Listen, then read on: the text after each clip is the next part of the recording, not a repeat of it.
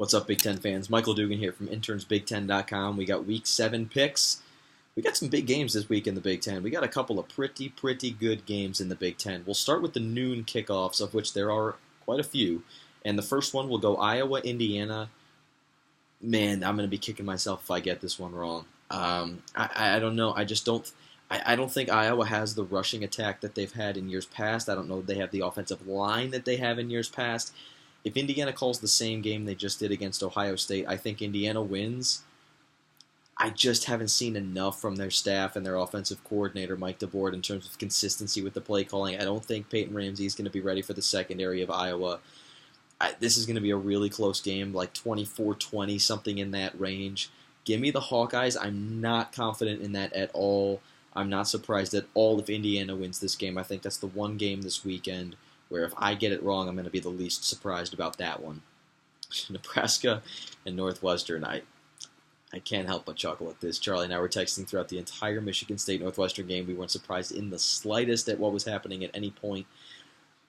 I don't know. I think Scott Frost is completely fed up with how his Cornhuskers are playing right now. And I think eventually that message has to be received. And I've said it all season. They have decent athletes on that team. Spielman and Stanley Morgan are good wide receivers. They've got good athletes on that team. I feel like eventually it just has to click at least a little bit. I'm not saying they're going to win out or go on a huge run, but eventually it just has to click at least a little, right? I want to pick Nebraska in this game, but I just can't. They haven't won yet. We're in the middle of October. I have to go with Northwestern. I so badly want to pick Nebraska, but I'm going with Northwestern in this one. Two very tough games right away for me in terms of picking a winner. We got some good games in the Big Ten this weekend, but I'm going with Northwestern in this one. I'm not confident really in that at all, but I've got Northwestern by one possession. Ohio State's going to beat the Gophers in Columbus. Maryland is going to beat Rutgers in College Park. Penn State is going to beat Michigan State at Beaver Stadium. Purdue and Illinois. I've got Purdue. I'm pretty confident in that. Purdue looking to get back to 500 for the first time since December of last year. They played that game against Indiana where they were 5-6, won it, and then won their bowl game, the Foster Farms Bowl. So they're looking to go back to 500 for the first time in an extremely long time. I think they do it, and they're 3-3, and they're back on track for bowl contention. And then Michigan, Wisconsin. I've got Michigan. I think Wisconsin's really not that good of a football team.